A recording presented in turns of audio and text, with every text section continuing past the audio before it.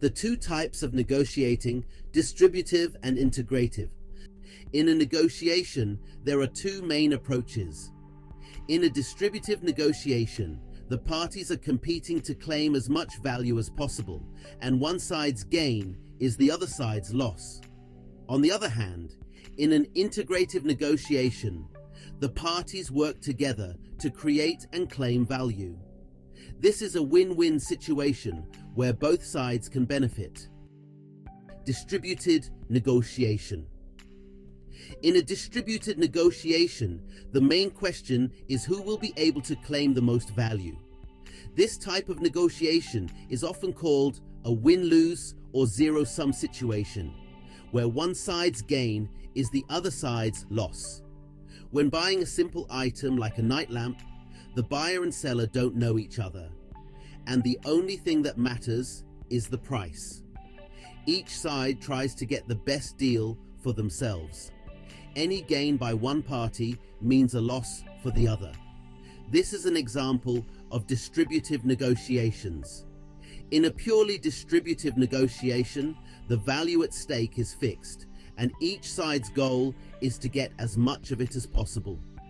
Imagine two people negotiating over slices of a freshly baked apple pie.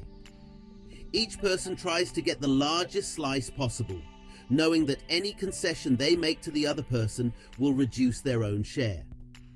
The seller's goal in a distributive deal is to negotiate the highest possible price. The buyer's goal is to negotiate the lowest possible price. $1 more for one side means $1 less for the other. So the seller and the buyer are in a tug of war, each trying to pull the final deal point as close to their desired price as possible, or even beyond it. In this type of negotiation, the relationship and reputation between the negotiators don't really matter. For example, a person who is in another city and is shopping for a souvenir doesn't really care about their long-term relationship with the seller, since they are likely a total stranger. Information plays an important role in this type of negotiation. The less the other side knows about your weaknesses and real preferences, and the more they know about your bargaining strength, the better your position will be. Remember these key things. First, the first offer can become a strong psychological anchor point that sets the bargaining range. Studies show that negotiation outcomes often correlate with the first offer, so it's important to start at the right place. Second, don't disclose any significant information about your circumstances, including why you want to make a deal, your real interests or business constraints, your preferences among issues or options, or the point at which you'd walk away from the table. However, it can be advantageous to let the other side know that you have good options if this deal falls through.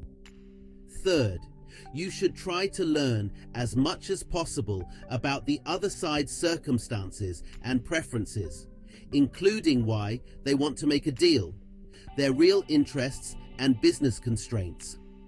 Use this information to your advantage when setting your first offer or demand.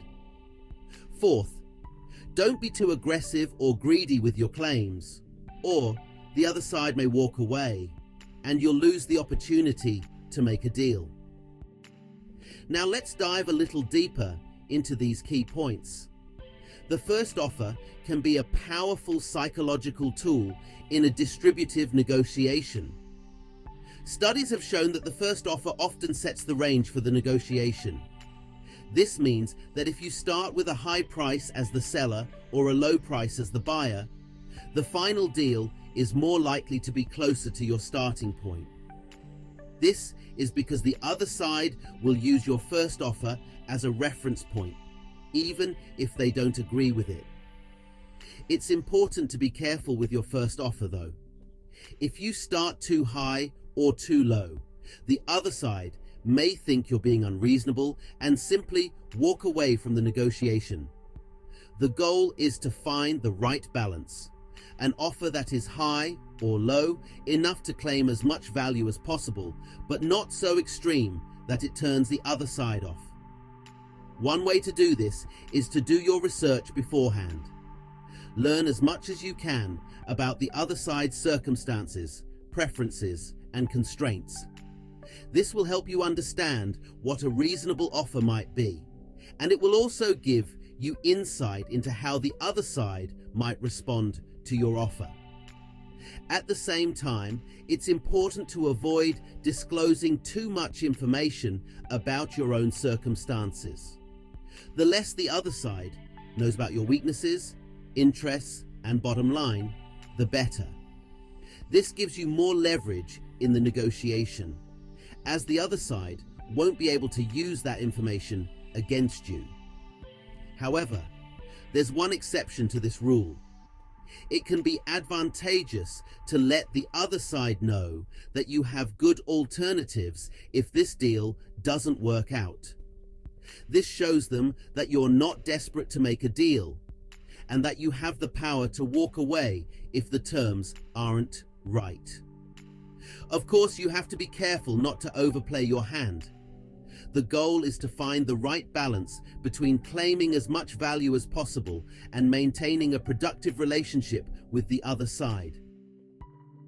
Integrative negotiation. In an integrative negotiation, the parties are willing to share some of their interests and preferences with the other side. This allows them to find creative solutions that address the needs and concerns of both parties. For example, if one party must give ground on the price, the other party might be able to offer value on some other aspect of the deal, such as the delivery timeline or the warranty. The key to successful integrative negotiations is the ability to do two things: create value and claim value. Creating value means finding ways for both parties to get more of what they want. This might involve identifying hidden or overlooked issues that can be addressed, exploring different options and trade-offs, and coming up with innovative solutions that benefit both parties. Claiming value, on the other hand, involves negotiating the final terms of the deal. This is where the parties compete to get the most favorable outcome for themselves. To be successful in an integrative negotiation, you need to be skilled at both creating and claiming value.